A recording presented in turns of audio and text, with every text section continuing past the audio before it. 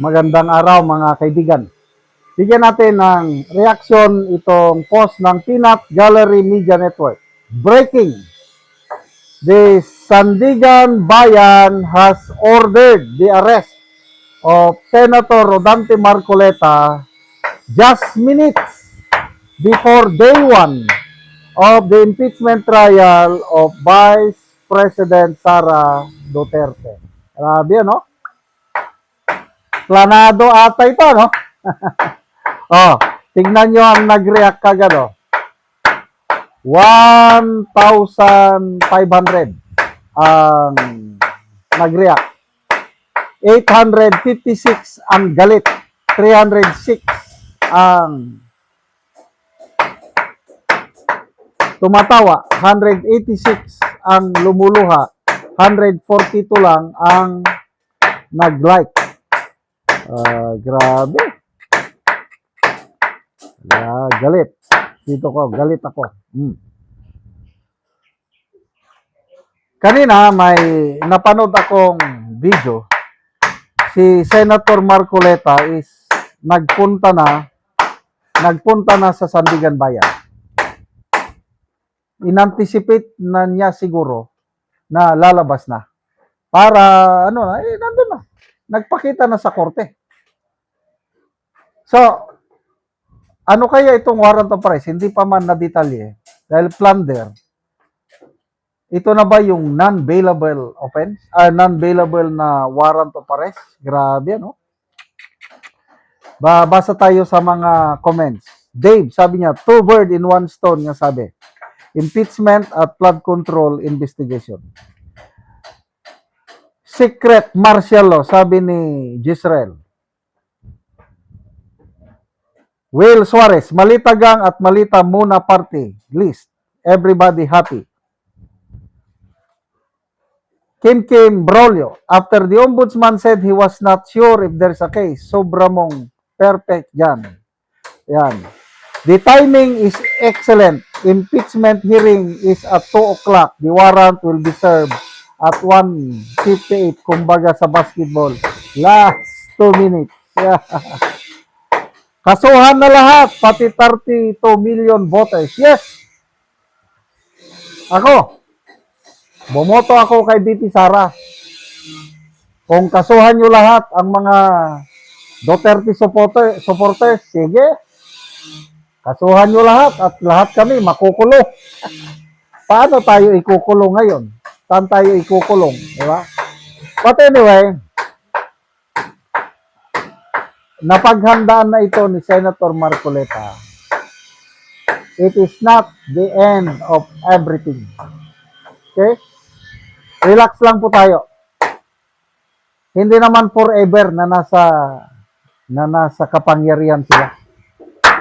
Malapit na po ang 2028. Konting ano na lang.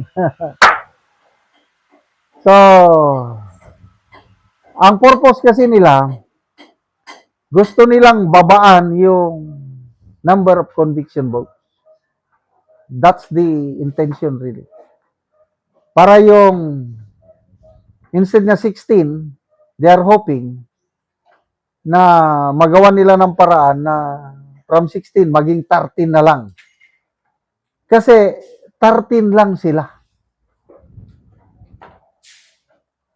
Para kung maibaba nila conviction po sa 13, o di makonvict nila si BP Sara. Kaya lang, alanganin pa rin sa tingin ko eh. Kasi si Senator Zubiri, paulit-ulit kong sinasabi ito, hindi sila makasigurado na hawak nila ang leeg ni Senator Zubiri. Wala man silang ikakaso kay Zubiri. I think kahapon may malaking rally sa Valencia City, Bukidnon. Rally in support kay BP Sara. Alam ko dahil taga Bukidnon ako eh. Alam ko ang pulso ng voters sa Bukidnon. Mismo si Senator Zubiri ang nagsabi na 99% ang Bukidnon is a Duterte country. ang naririnig kong plano is kakandidato siyang Governor of Bukidnon. Dahil disqualified na siya sa pagiging senator. Nakadalawang term na siya. Kailangan magpahinga siya ng isang term. Okay?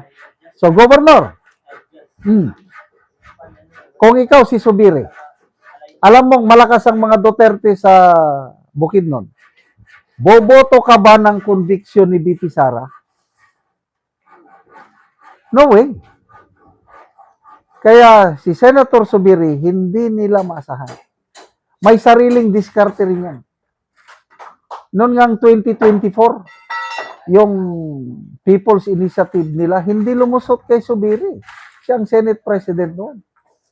Kaya, out of the 13 majority, baka pwede pang 12 lang ang boboto. Sino bang re-electionist sa 12? Erwin, si Rapi Tulfo, re-electionist. Kailang kahit boboto ng conviction, ano pa rin yan? Mananalo pa rin. Kailang kung gusto niyang mag number 1, baka ang boto niya yan is abstention. Kaya kahit anong gawin nila, hindi nila talaga kayang i-convict si BP Sara.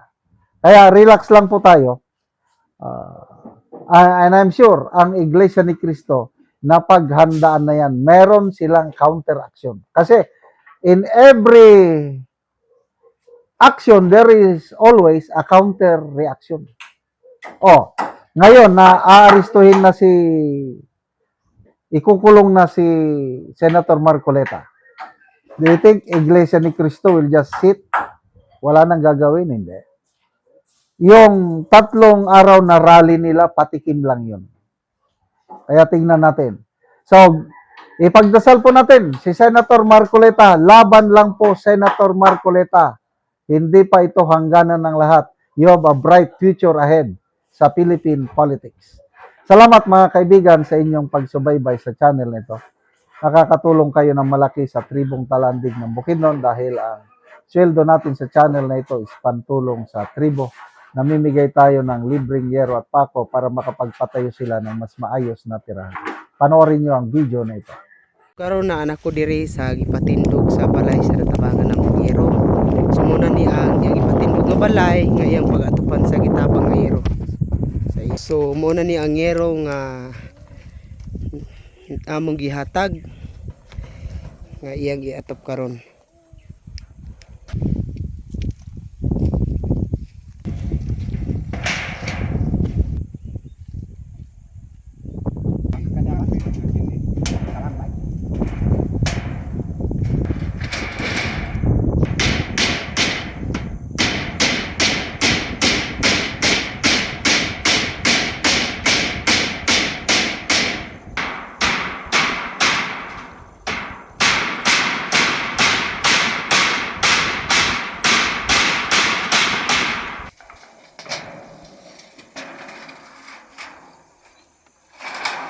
Subok ha.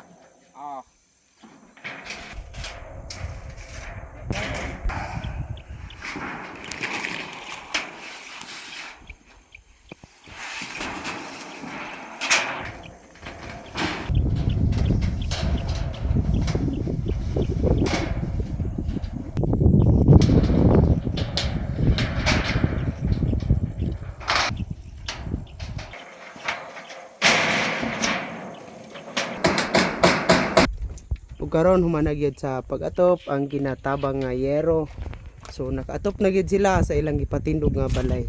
Salamat sa Ginoo nga nakabalay na gyud mi og salamat sa nagtabang aning sin nga isa ka bulan nga pagtukod aning among balay aya pag gyud na atupi kay na ay nagtabang sa amoa. Salamat kaayo sa naghatag aning sin ug nakabalay na gyud mi. Salamat pud sa Ginoo. Among anak ug kapinsa sa katuig. Nakikipon lang mo sa imong anak anti kapinsa sa katuig. Kapinsa sa katuig ang ipon namo sa among anak. Salamat kay ante.